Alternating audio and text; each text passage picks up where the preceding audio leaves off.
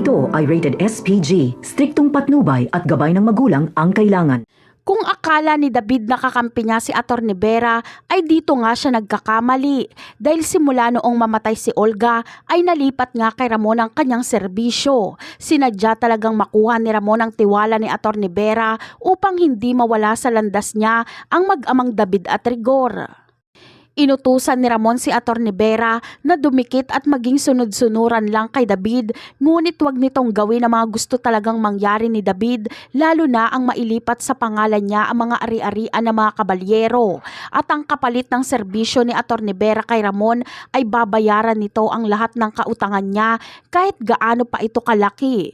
Dagdag pa ang pasobrang bayad sa kanya ni Ramon na sa oras na magawa nito ng tagumpay ang kanilang plano. Wala naman ng ibang choice pa si Atty. Vera kundi sumunod kay Ramon dahil hanggang ngayon ay hindi pa rin naman binibigay ni David ang pangako sa kanya nitong pera. Samantalang si Ramon ay on the spot ay bayad agad lahat ng kautangan niya.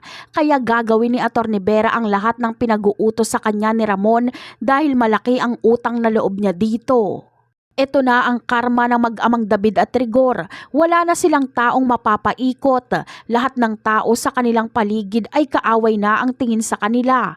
Wala nang tutulong sa kanila dahil kahit si Atty. Vera ay tratraidorin na rin sila. Iiwan na din sila ni Marites at lilipat na ng tirahan dahil hindi na matitiis ang pangbubugbog sa kanya ni Rigor. Kaya bago pa siya nito mapatay ay mas magandang umiwas na siya dito bago pa mahuli ang lahat. At yan ang aabangan natin sa susunod na episode. Bye!